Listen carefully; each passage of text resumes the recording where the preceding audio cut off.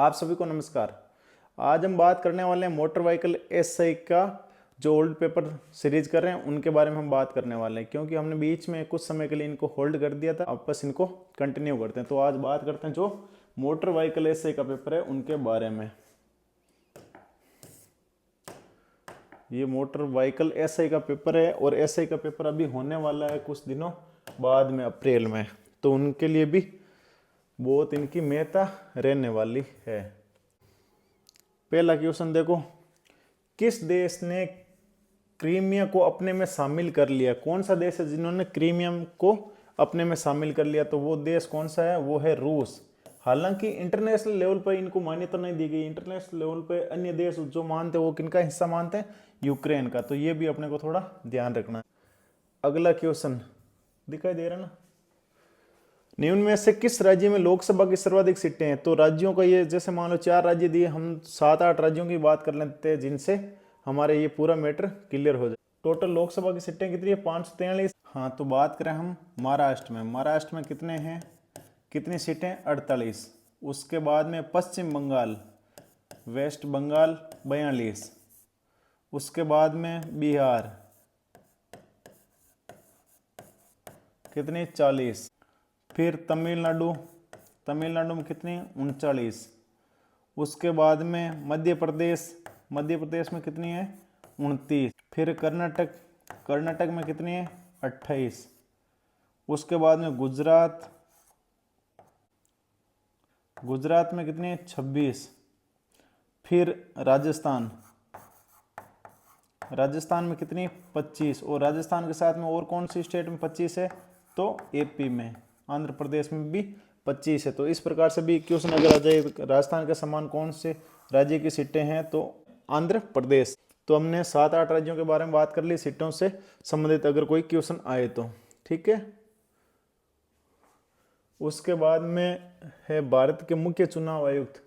ये क्वेश्चन, ये चुनाव इलेक्शन कमीशन अभी बहुत ज़्यादा चर्चा में है, क्योंकि ये एसआईआर की प्रक्रिया भी चल रही है। तो इनका ध्यान रखना। हम इनकी किसी की बात नहीं करेंगे क्योंकि ये 2013 का पेपर है। हम अभी करंट में बात करें। जो मुख्य चुनाव आयुक्त है अभी, उनका नाम क्या है?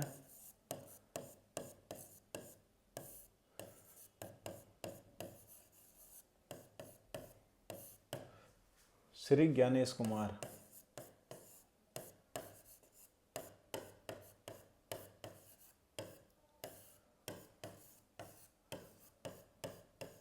ठीक है। इनको किस प्रकार से चयन किया जाता है? तो इनके लिए चयन के लिए 2 समितियां होती है, ये ध्यान रखना। 2 समितियां होती है। एक होती है चयन समिति, चयन समिति, और दूसरी होती है सर्च समिति, सर्च समिति। इनका क्या काम है? सर्च समिति का ये काम है, इनके जो अध्यक्ष होते हैं वो विधि मंत्री होते हैं। और ये क्या करते हैं? ये कम से कम 5 नाम सुझाते हैं। कितने नाम? 5 नाम देते हैं। किनको? इनको, चयन समिति को। ठीक है। फिर 5 नामों में से एक नाम सेलेक्ट करने का काम किनका है? चयन समिति का। चयन समिति में कौन कौन होते हैं? तो एक तो पीएम हो गए, विपक्ष के नेता, और एक हो गए पीएम द्वारा नियुक्त कोई कैबिनेट मंत्री। ठीक है। इस प्रकार से ये 3 सदस्य होते हैं। कौन? किसमें? चयन समिति में होते हैं। मुख्य चुनाव आयुक्त का नाम फाइनल करने का काम करते हैं। और इनकी योग्यता क्या होनी चाहिए मुख्य चुनाव आयुक्त बनने के लिए? तो एक तो भारत सरकार में सचिव का अनुभव होना चाहिए, उसके साथ में सत्यनिष्ठा होनी चाहिए, और उसी के साथ में एक और क्या योग्यता है? चुनाव प्रबंधन का अनुभव होना चाहिए। ये योग्यता है इनकी। ठीक है। कार्यकाल तो 6 वर्ष का होगा। ठीक है। जैसे मान लो कोई, अब ये क्वेश्चन आ जाए, इलेक्शन कमीशन है वो मुख्य इलेक्शन कमीशन बन गया, ईसी से सीईसी बन गए, तो भी ये 6 वर्ष से ज्यादा कार्य नहीं करेंगे। 6 वर्ष इनके लिए। ठीक। और इनको हटाने का काम किस प्रकार से होता है? अगर हटाने की नौबत आ जाए तो हटाने का काम होगा जो सुप्रीम कोर्ट के न्यायाधीश है, उसी प्रकार से इनको हटाते हैं, सुप्रीम कोर्ट के जज के अनुरूप में। और जो इलेक्शन कमीशन है इनको किन के अनुरूप हटाते हैं, तो सीईसी के अनुरूप। तो सीधी सी बात हो गई सुप्रीम कोर्ट के न्यायाधीश की तरह इनके ऊपर भी महाभियोग लगाया जाने के बाद में उनको हटाने का काम होता है, महाभियोग लगा के हटाया जा सकता है। ठीक है, तो ये बातें हो गई इनकी।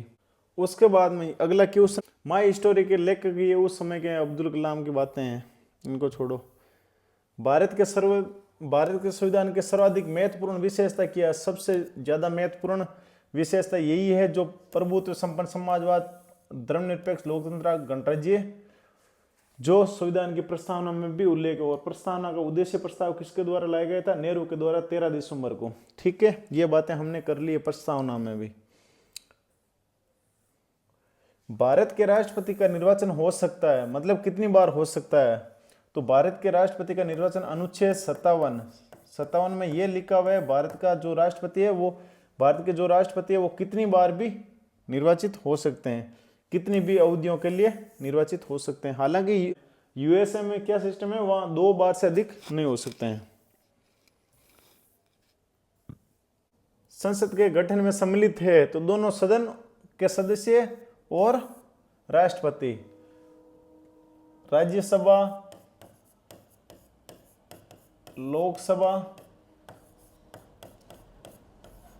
लोकसभा और राष्ट्रपति ये संसद का निर्माण करते हैं।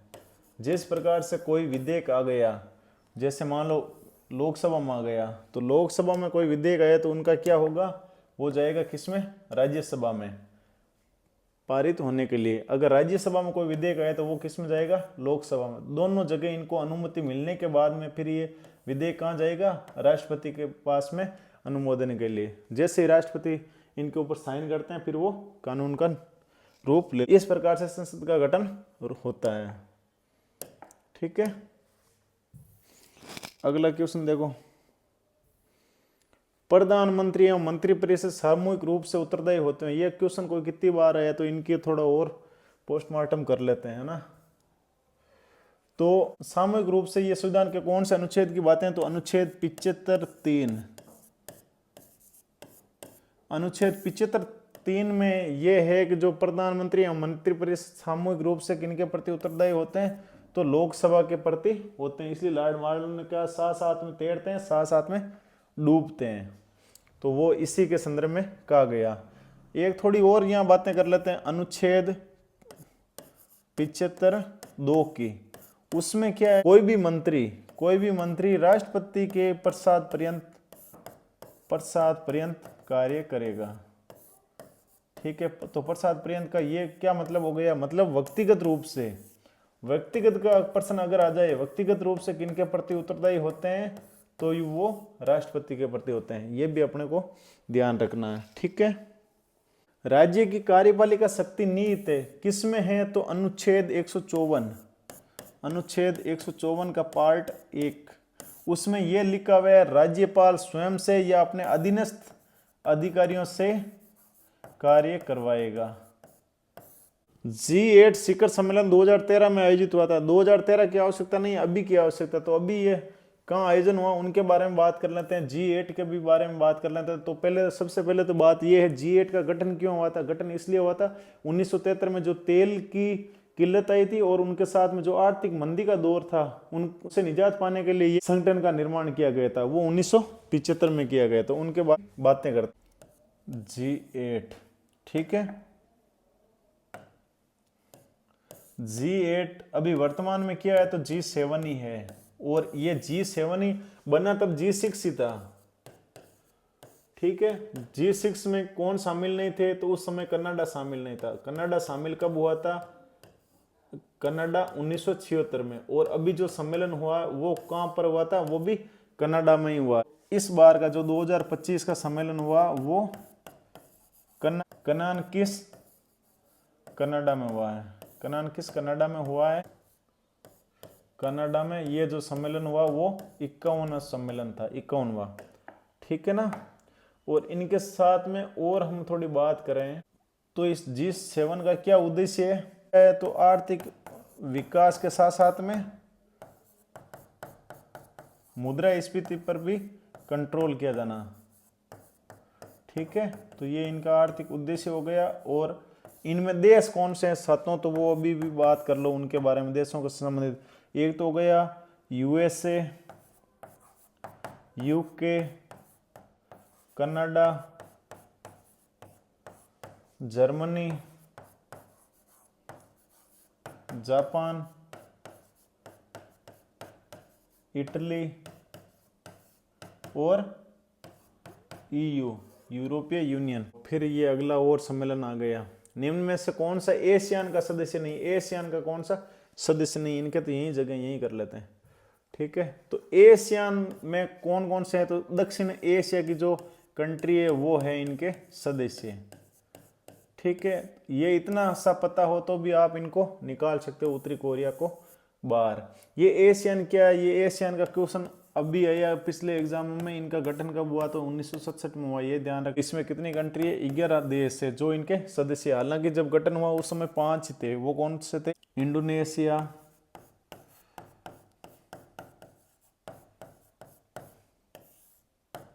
मलेशिया,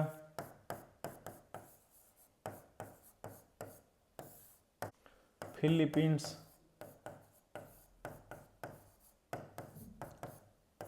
सिंगापुर और थाईलैंड। थाईलैंड पर्यटन की दृष्टि से भी इंपॉर्टेंट देश है। ये हो गया 5 कंट्री। ठीक है, और उनके बाद जुड़े उन सभी की बात कर लेते हैं, क्योंकि अभी वर्तमान में तो इनके 11 सदस्य हैं। ब्रुनई, कंबोडिया, लाओस, वियतनाम,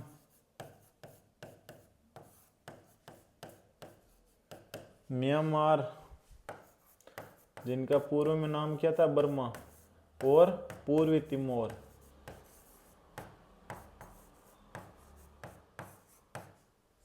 ठीक है, ये 11 इनके सदस्य देश। दक्षिण एशिया में आर्थिक विकास किस प्रकार से किया जाए उनके संबंध में ये चर्चा करने का काम करते हैं। इनका जो 2025 में कहां पर हुआ था, 2025 में 47वां सम्मेलन हुआ था, वो हुआ था कुआलालंपुर,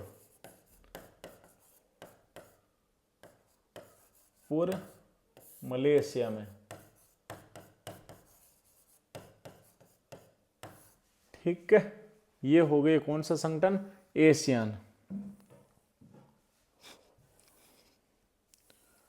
उसके बाद में जब अनुच्छेद 352 भारत के संविधान के अंतर्गत देश में आपातकाल की घोषणा की जाती है, तब किस मौलिक अधिकार को स्थगित नहीं किया जा सकता। मतलब बाकी मौलिक अधिकारों को निलंबित किया जा सकता, लेकिन अनुच्छेद 20-21 की बातें उनको कभी निलंबित नहीं किया जा सकता, ये ध्यान रखना है। जीवन और व्यक्तिगत स्वतंत्रता का अधिकार। उस राष्ट्रपति का क्या नाम था जो लोकसभा के अध्यक्ष स्पीकर रहे थे, एन संजीवा रेड्डी रहे थे, नीलम संजीव रेड्डी। ये एक बार भी नहीं रहे थे, 2 बार रहे थे, चौथी और छठी लोकसभा में, 1967 और 1977 में। ये इनका ध्यान रखना है। नगर पालिकाओं या पंचायतों को संवैधानिक दर्जा देने का काम कौन सा अनुच्छेद में किया गया, तो अनुच्छेद 243। ये ऊपरी ऊपरी पूछा गया है ना। नगर पालिकाओं के अध्यक्ष का चुनाव होता है, तो इनके सरकार संशोधनों के माध्यम से कभी इनका प्रत्यक्ष करवा लेते हैं, कभी अप्रत्यक्ष करवा लेते हैं। अभी इनका चुनाव है जो अप्रत्यक्ष रूप से होता है। निम्नलिखित में से कौन सा हिमालय का दर्रा नहीं, हिमालय का, तो हिमालय का दर्रा कौन सा नहीं है, थाल घाट नहीं। हालांकि इनके दरों की बात कर लें हम सभी दरों की, तो ये देखो थाल घाट, थाल घाट कहाँ है, ये जाएगा मुंबई से नासिक जब जाते हैं तो बीच रास्ता में आता कौन सा, थाल घाट। बुर्जिल, बुर्जिल कहाँ है, बुर्जिल कश्मीर को गिलगिट घाटी से जोड़ता है, जो कहां पर है, पीओके में। ठीक है, और जो जिला जो कश्मीर को लद्दाख से जोड़ता है। ठीक है, और बनिहाल जम्मू को कश्मीर से। जब आप जम्मू से कश्मीर घूमने जाओगे ना, तो बीच में ये बनियाल आएगा। ठीक है, तो ये बातें हैं इन दरों के संबंधित। तो ये चारों दरों की हमने बात कर ली। फिर है उत्तरी पश्चिम भारत में शीतकालीन वर्षा। ये उत्तरी पश्चिम शीतकालीन वर्षा जिनको हम मावट कहते हैं, पश्चिम विक्षोभ, और भी इनको वेस्टर्न डिस्टर्बेंस कहते हैं, वेस्टर्न डिस्टर्बेंस।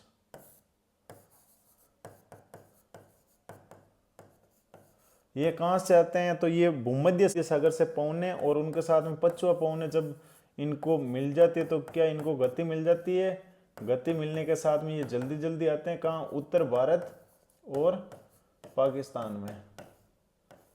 हालांकि ये कुछ फसलों के लिए लाभदायक भी है। ठीक है, चंदन की लकड़ी के उत्पादन के लिए प्रसिद्ध राज्य, चंदन के लिए तो आपने मूवी देखी होगी पुष्पा, कौन सा राज्य? कर्नाटक है। ठीक है, खनिज तेल उत्पादक क्षेत्र नहीं, उत्पादक अंकलेश्वर, गुजरात, डिगबोई असम और मुंबई हाई है। कोच्चि में इनका उत्पादक के रूप में कार्य नहीं किया जा रहा है। श्वेत क्रांति के जनक कौन है? वर्गीज कुरियन है। और जो हरित क्रांति के जनक है वो कौन है? MS स्वामीनाथन है, जिनसे गांवों में अमूलचूल परिवर्तन हुआ था। अगला क्वेश्चन है प्रवाल द्वीप है। तो प्रवाल, पहले तो अपने को ये पता होना चाहिए प्रवाल है क्या। तो जो समुद्र में जो जीव है वो जीव क्या मरने के बाद में या छोटे छोटे उनका जो कंकाल है वो जैसे समय के अनुरूप बाहर निकलते हैं तो वो क्या करते हैं? द्वीप का रूप ले लेते हैं। और इस द्वीप को क्या कहते हैं? प्रवाल द्वीप। और ये भारत में कौन सा है? तो ये लक्षद्वीप है। लक्षद्वीप ऐसा बसा हुआ इस प्रकार से। धौलाधर श्रेणी जिसका अंग है वे है। हिमालय के भौतिक वर्गीकरण से ये क्वेश्चन आया गया, तो हम इनके बारे में बात कर लेते हैं थोड़ी डिटेल से। ठीक है,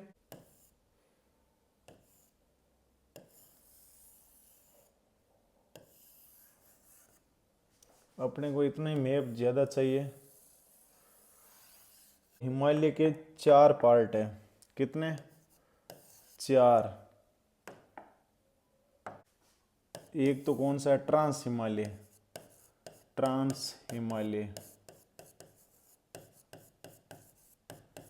इनमें अलग अलग श्रेणी है। जैसे मान लो एक हो गई कराकोरम, एक हो गई लद्दाख, एक हो गई जास्कर और चौथी कैलाश। ठीक है, उसके बाद हिमालय का दूसरा भाग वृहद हिमालय या महान हिमालय। ठीक है, तीसरा हो गया लघु या मध्य, और इंग्लिश में कहते हैं लेसर। इनके वापस 3 पार्ट है, 3 श्रेणियां। पीर पंजाल, ये आपकी क्या सारी कन्फ्यूजन दूर हो जाएगी, नहीं तो बार बार क्वेश्चन आते हैं। दूसरी धौलाधर, तीसरी महाभारत रेंज, और चौथा भाग कौन सा हिमालय का? शिवालिक या बाह्य। ये हिमालय के चारों भाग। हम इनको मैप में भी देख लेते हैं कहाँ कहाँ हैं। तो ये देखो जो ट्रांस हिमालय में ये देखो श्रेणियाँ, ये कहाँ कहाँ है? ये तो है देखो काराकोरम। ठीक है, उसके बाद में ये लिख दो मैं काराकोरम, और ये लद्दाख,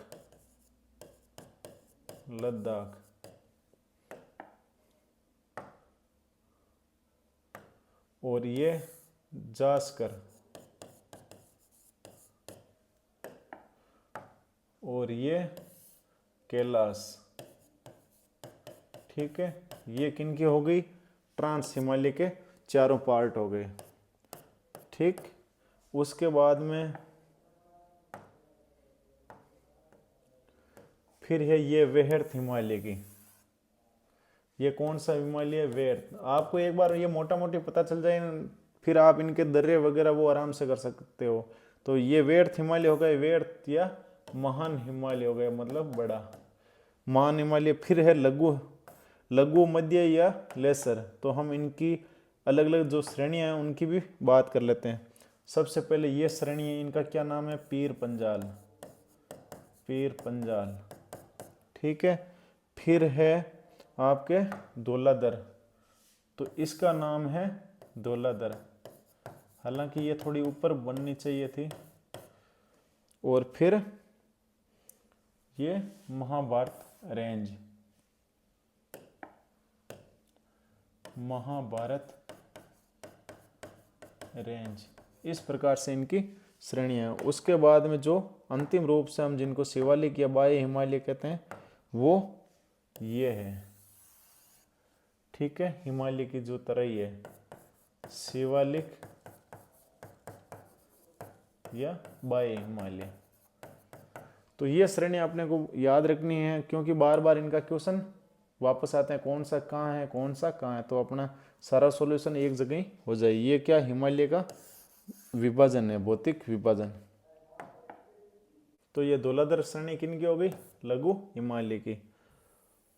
उसके बाद में सह्याद्री का दूसरा नाम है, तो ये सह्याद्री का दूसरा नाम किनका है, पश्चिमी घाट का है।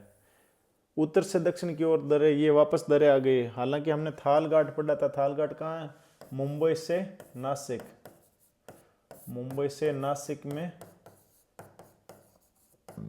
कौन सा है, थाल घाट। बोर घाट, बोर घाट मुंबई से पुणे, पुणे, ठीक है। और कौन सा है, पाल घाट, पाल घाट सीधे राज्य की बात करो तो तमिलनाडु टू केरल, ठीक है। कोयम्बटूर से पालकड़, ठीक है। ये हो गए दर्रे। कृष्णा नदी के डेल्टा से कन्याकुमारी का अंतरिप क्या कहलाता है, ये देखो अंतरिप, ये हो गए कोंकण,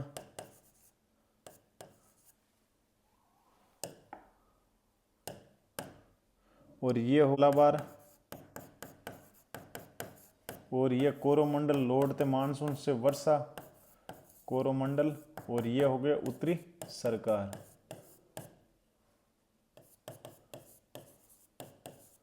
ठीक है। ये कृष्णा नदी यहाँ तक है, यहाँ से लेकर यहाँ तक कौन सा तट है, तो ये कोरोमंडल है। गर्म बोते समय 10 से 15 डिग्री सेल्सियस तापमान चाहिए। सही युगम में, सही युगम कौन सा है, तो आदिलाबाद लोएस्क सही है। आदिलाबाद है कहाँ, तेलंगाना में, जो तेलंगाना 2 जून 2014 को बना था, तो वहाँ है, ये सही है। कोलार कहाँ है, कोलार कर्नाटक में है। और यह मैग्नीज नहीं बनता, यहाँ क्या बनता है, सोना बनता है, सोना। और जामरकोटला उदयपुर में, उदयपुर में यहाँ क्या बनता है, जस्ता नहीं बनता है, रॉक फास्फेट बनता है।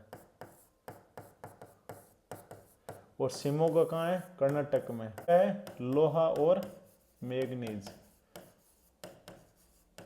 तो राइट क्या हो गया, आदिलाबाद लोएस्क, जो तेलंगाना में है।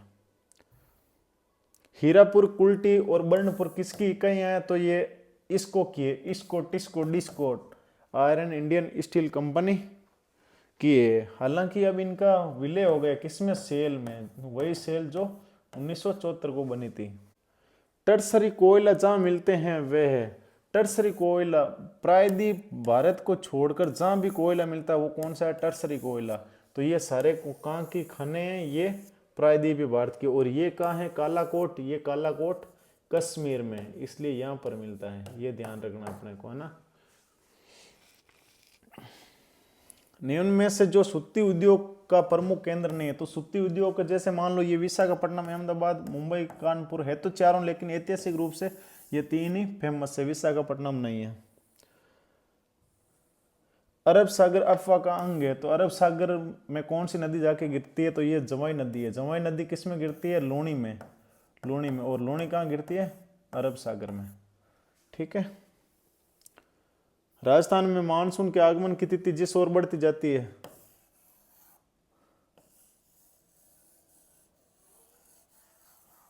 ये राजस्थान का मानसून हो गया। मानसून किस साइड से, ये, इसलिए आराम से समझो, ये यहाँ अरावली आ गई, और फिर ये इधर समांतर होता हुआ हिमाचल में धर्मशाला की पहाड़ियों से टकराहट होके वापस बारिश, राजस्थान के जिस भाग में कोपेन का AW जलवायु प्रदेश मिलता है, तो कोपेन का AW जलवायु कहाँ मिलता है, ये देखो AW यहाँ मिलता है, AW, और यहाँ CWG, और यहाँ BSHW, और यहाँ BWHW। ठीक है, ये शुरुआत में बोर्ड ने बहुत बार इनके प्रश्न पूछे थे। तेंदु पत्तियां का उत्पादन नहीं करने वाला जिला, एक तो जो भी क्वेश्चन आया था जिसमें नहीं आ जाए तो उनका विशेष ध्यान रखना, क्योंकि नहीं के चक्कर में मेरे तो कई बार गलत हुए थे। तो कौन सा नहीं है जो साउथ का जिला नहीं है, ये हनुमानगढ़ उत्तर का है। यहाँ तेंदु के पत्ते, तेंदु उत्पादित नहीं होता है, यहाँ साउथ में होता है, और उससे बीड़ी का निर्माण होता है, तेंदु के पत्ते से बीड़ी बनाई जाती है। मक्का के अंतर्गत सर्वाधिक कृषि भूमि, मक्का कहाँ, दक्षिण राजस्थान में, अजमेर, चित्तौड़, भीलवाड़ा, यहाँ टोंक वगैरह। भारत के मुख्य भूमि का दक्षिणतम सिरा भूमध्य रेखा से कितना दूर है, तो भूमध्य रेखा से 876 किलोमीटर। ये तो याद ही करना पड़ेगा, ये यहाँ से लेकर ये भूमध्य रेखा यहाँ, तो ये बीच की जो दूरी है वो 876 किलोमीटर है। इनका रट्टा ही लगाना पड़ेगा, इनमें क्या समझना है। नेपानगर पेपर मिल वाला राज्य कौन सा, नेपानगर मध्य प्रदेश में। नात्रा की पाल जिससे संबंधित है, किनसे, पाल है कहाँ, उदयपुर में, और वो किनसे संबंधित है, लोहे से। उसके बाद देखो असंगत युग्म कौन सा है, मानस असम का, पन्ना मध्य प्रदेश में, पंचमढ़ी महाराष्ट्र, पंचमढ़ी महाराष्ट्र नहीं है, ये भी मध्य प्रदेश में, जहाँ स्काउटिंग का सेंटर भी है। ये नंदा देवी उत्तराखंड में। राजस्थान का 90 से अधिक फेल्सपार का उत्पादन, फेल्सपार की जगह आप ये पढ़ो फेल्डपास, फेल्डपास कहाँ होते हैं, अजमेर में, तो वही है ये। मौर्य राजवंश का प्रथम शासक कौन था, मौर्य राजवंश का प्रथम शासक चंद्रगुप्त मौर्य था, और उन्होंने 322 से 298 तक शासन किया था, और उन भारत को एकीकृत करने का काम और सबसे पहले मैप बनाने का काम इन्हीं के द्वारा किया गया। बहुत इंपॉर्टेंट है, याद रखना। चंद्रगुप्त मौर्य, जिनके बारे में आपने बहुत सारी कहानियां सुनी, 1000 रुपये में खरीदा गया ये राज तिलक, वो गेम खेल रहा था। ठीक है, अच्छा ये क्वेश्चन छूट रहा ना। हाँ, निम्न में से दिल्ली के सुल्तान ने सांकेतिक मुद्रा चालू की थी, किसने की थी, ये MBT ने की थी, मोहम्मद बिन तुगलक। इनके बारे में तो बहुत सारी बातें, हम इनके बारे में थोड़ी बातें और कर भी लेते हैं। इनका तो कहना किस्मत ने साथ नहीं दिया, मोहम्मद बिन तुगलक। ठीक है, कि तकदीर खराब हो तो कितनी हो सकती, इन्होंने जो काम किए वो मैं बताऊं। पहला तो इन्होंने काम किया था, 2 आब में कर वर्दी की थी, 2 आब में कर वर्दी। 2 आब क्या होता है, 2 नदियों के बीच का क्षेत्र, और ये कब किया था, 1325-26 में। ठीक है, उसके बाद दूसरा काम किया था देवगिरी, देवगिरी को राजधानी बनाया था। देवगिरी, दौलताबाद, दौलताबाद और कुतुल इस्लाम, कई नाम दिया था इन्होंने, लेकिन क्या करें, सक्सेस नहीं हुआ था। इस्लाम, ये कब की बातें हैं, 1327 की। ठीक है, तीसरा इन्होंने काम किया था जो हमने अभी पढ़ा था, सांकेतिक मुद्रा, सांकेतिक मुद्रा 1329 में, 28 में छोड़ दिया था।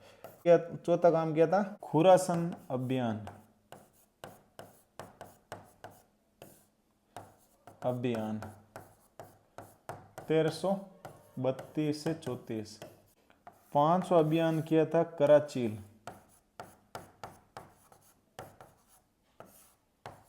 कराचील अभियान, ये भी कब किया था, ये भी 1332 से 34। किसी की किस्मत इस कदर भी खराब हो सकती। देखो सबसे पहले इन्होंने, हालांकि ये मध्यकाल का सबसे अधिक पढ़ा लिखा हुआ व्यक्ति था, लेकिन फिर भी इन्होंने काम तो किए थे, काम सही किए थे, लेकिन फिर इनकी गलती क्या हो गई, ये काम एडवांस में कर दिया था, मतलब समय से पूर्व कर दिया था। वो सही लिखा हुआ था ट्रकों के पीछे, समय से पहले भाग्य से ज्यादा कभी नहीं मिलता। तो इन्होंने जब कर बढ़ाया तब तो क्या हुआ था, एक तो यहाँ अकाल पड़ गया था, दूसरा कोरोना जैसी महामारी भी आ गई थी, बचने की संभावना महामारी बिल्कुल भी नहीं थी। और इन्होंने फिर देवगिरी दौलताबाद ये राजधानी बसाई तो ये दिल्ली नगर पूरी तरीके से उजड़ गया था। हालांकि कहते हैं फिर दिल्ली को चेक किया गया था तो एक जो लंगड़ा व्यक्ति और एक कुतिया मिली थी। और जो सांकेतिक मुद्रा काम किया था ये इस प्रकार से विफल हो गया क्योंकि व्यापारियों ने विरोध कर दिया था। जो मुद्रा चलाई थी कांस्य की इनके जगह फिर क्या चलाने पड़ी वापस सोने चांदी की। तो जो जिनके पास में कांस्य की थी वो अपने चेंज करवा ली किसमें, सोने चांदी में। तो राजकोष क्या हो गया, खाली। और खुरासान अभियान भी किया था इन्होंने। इस अभियान की इतनी तैयारी की थी, इसमें 3 लोग थे जो क्या इस अभियान को लीड करने वाले थे, लेकिन इन्होंने इतनी तैयारी कर ली। एक तो जो सैनिक थे उनको 1 साल का अग्रिम वेतन भी दे दिया, क्या आप हमारी सेवा में रहना, हम आपको 1 साल का एडवांस सैलरी देते हैं। लेकिन उसके बाद में क्या हुआ था, ये अभियान कभी हुआ ही नहीं है, तो इसलिए भी ये फेल हो गया। और कराचील अभियान, ये अभियान हुआ था, ये गढ़वाल कुमायूं क्षेत्र में हुआ था। तो यहाँ दिक्कत ये हो गई थी, जो सैनिक इन्होंने रखे थे वो मैदान में पारंगत थे, यहाँ क्या आ गया, पहाड़ी इलाका आ गया। तो कहते हैं ये 1 लाख की सेना लेके गए थे, 1 लाख की। इनका जो सेनापति है वो लेके गए थे, जो खुसरो थे वो लेके गए थे। लेकिन कहते हैं 3 से 5 के बीच में या 7 के बीच में ये सैनिक बच्चे थे। ये किसने कहा, इब्न बतूता ने, जो मोरक्को से भारत में आया था। उन्होंने बताया कि ये अभियान ये भी फेल हो गया। तो इस प्रकार से इनकी सारी योजना क्या हो गई थी, विफल हो गई थी। ये मध्यकाल के शासक थे, इसलिए थोड़ा तकदीर का भी रोल होता है। नसीराबाद में 1857 की क्रांति हुई थी। नसीराबाद में कब हुई थी, 28 मई को हुई थी। और सबसे पहले राजस्थान में क्रांति की शुरुआत नसीराबाद से हुई थी। राजस्थान में सैनिक छावनियां कितनी थी, 6 सैनिक छावनियां थी, ठीक है, जिसमें हालांकि मुख्य रूप से 4 सैनिक छावनियों में भाग लिया था। मेहराब खान ने किस स्थान पर 1857 के विद्रोह का संचालन किया था, मेहराब दास जयदयाल ने कोटा में किया था। कम से कम 7-8 महीने यहाँ क्रांतिकारियों के द्वारा शासन किया गया था। 1942 का भारत छोड़ो आंदोलन कहाँ से प्रारंभ हुआ था, तो ये ग्वालियर टैंक मुंबई से शुरू हुआ था। इस आंदोलन के शुरू होते ही सभी नेताओं को ऑपरेशन 0 आवर के तहत में गिरफ्तार कर लिया गया। लेकिन ये एकमात्र ऐसा आंदोलन था जो बिना किसी नेता के सामूहिक जनता के द्वारा चलाया गया था। और इसमें गांधी जी ने नारा कौन सा दिया था, डू अथवा डाई। फिर एक गांधी जी ने 1930 में कौन सा आंदोलन प्रारंभ किया, 1917 में चंपारण, 1918 में खेड़ा, 1920 में असहयोग और 1930 में सविनय अवज्ञा आंदोलन। जो 78 अनुयायियों के साथ में 240 मील की यात्रा की गई थी और 5 अप्रैल को ये नमक कानून तोड़ दिया गया था। रामकृष्ण मिशन के संस्थापक कौन थे, तो विवेकानंद थे, ठीक है। दिल्ली चलो का नारा किसने दिया, सुभाष चंद्र बोस ने दिया था। जिस समय वो आईएनए का गठन किया था उनके बाद में उन्होंने दिल्ली चलो का नारा दिया था। हालांकि उस समय ये भारत से बाहर थे, सिंगापुर में। 1937 में कांग्रेस को कितने प्रांतों में पूर्ण बहुमत मिला, तो 6 में मिला। 6 की हम बात भी कर लेते हैं, तो कौन कौन से, संयुक्त प्रांत, मध्य प्रांत, मद्रास, मुंबई, उड़ीसा, बिहार, ठीक है। उसके बाद निम्नलिखित में से कौन स्वराज पार्टी का नेता था, तो स्वराज पार्टी के वो लोग थे जो विधान परिषद का चुनाव लड़ना चाहते थे। तो उनमें कौन कौन थे, तो नेता कौन थे, मुख्य रूप से मोतीलाल नेहरू और सीआर दास थे। मोतीलाल नेहरू और सीआर दास थे जिन्होंने क्या इनका गठन किया था। सरदार पटेल शुरुआत से ही इनको विरोधी रहे थे। तिलक, बाल गंगाधर तिलक का तो 1920 में देहांत हो गया था। हालांकि 2320 के करीबन इन पार्टी का गठन किया गया था। महात्मा गांधी इंग्लैंड में कौन से गोलमेज सम्मेलन में सम्मिलित हुए थे, तो गोलमेज सम्मेलन कितने हुए, 3, 30, 31 और 32। महात्मा गांधी जी दूसरे गोलमेज सम्मेलन में भाग लिया था, राजपुताना जहाज से गए थे। क्रांतिकारी जिसने 8 अप्रैल 1929 को केंद्रीय असेंबली पर बम फेंका था वह कौन थे, वो भगत सिंह थे। हालांकि इस समय, अब ये तो प्रश्न कई बार आ गए, तो इनका विधेयक भी देख लो, कौन सा विधेयक था उस समय चल रहा था, जिनके ऊपर बहस चल रही थी,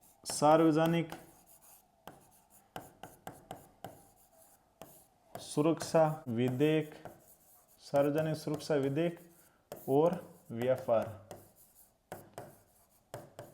व्यापार विधेयक, ये चल रहा था उस समय, इस पर बहस चल रही थी। तब भगत सिंह ने बम फेंका और ये कहा हम बेरों को सुनाने के लिए बम फेंक रहे हैं। अगला क्वेश्चन, दक्षिण राजस्थान में समसभा की स्थापना किसने की थी? गोविंद गिरी ने की थी 1883 में, राजस्थान और गुजरात के बिलों को एकत्रित करने के लिए।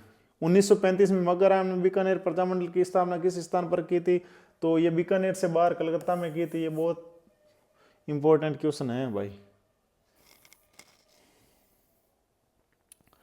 1942 में भारत छोड़ो आंदोलन किस रियासत में प्रजामंडल ने भाग नहीं लिया था? तो वो जयपुर ने नहीं लिया था। क्यों नहीं लिया था? क्योंकि इनके साथ जेंटलमैन एग्रीमेंट हुआ था और उसमें यही कहा कि अगर आप इसमें भाग नहीं लोगे तो जो आप अपनी गतिविधियां कर रहे हो हम उनको शांतिपूर्वक से करने देंगे, नहीं तो करने नहीं देंगे अगर आप आंदोलन में भाग लो। तो इन्होंने भाग नहीं लिया था।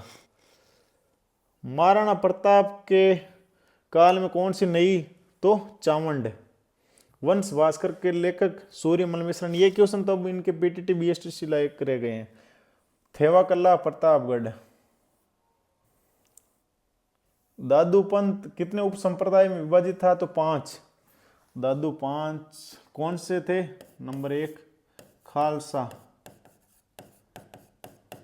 नंबर 2 विरक्त, ये एलडीसी में क्वेश्चन आया था। नंबर 3 उत्तरादेह, नंबर 4 नागा विस्तारवादी। ठीक है। रावण हत्या क्या है? तो रावण हत्या एक वाद्य यंत्र है जो आधे कट्टे नारियल पर है। हालांकि ये उद्योग प्रसार अधिकारी में क्वेश्चन आया था। गिद्दड़ नृत्य कहाँ का फेमस है? तो शेखावटी का। मीणा क्षेत्रीय सभा की स्थापना कब की गई? 1933 में। कई बार क्वेश्चन आया इनका, जेल फेरी वगैरह। भरतपुर का जाट नेता जिसने शेखावटी के जाट कृषकों को विद्रोह हेतु प्रेरित करने का काम देश राज के द्वारा किया गया था। बहुत इंपॉर्टेंट क्वेश्चन है ये। और राजस्थानी चित्रकला की किस शैली में निहाल चंद का संबंध है? तो बनी ठनी चित्र से संबंधित जो किशनगढ़ शैली में है, जो किशनगढ़ से संबंधित है। मारवाड़ प्रज्ञा की विगत के लेखक कौन है? मोहनो तो नैण से थे और ये किनके दरबारी थे? जसवंत सिंह के। जसवंत सिंह। और इनको क्या कहा जाता है?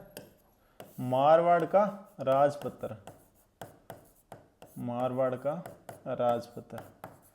ये भी इंपॉर्टेंट है, ध्यान रखना। फिर ये साइंस के क्वेश्चन आ गए। छोटी आंत की लंबाई तो लगभग 2 से 2.5 मीटर होती है। अपने काम की है नहीं, अपन इतने ही जीके के करेंगे। तो इस प्रकार से ये अपना पेपर हुआ। कौन सा? मोटर व्हीकल एसआई का।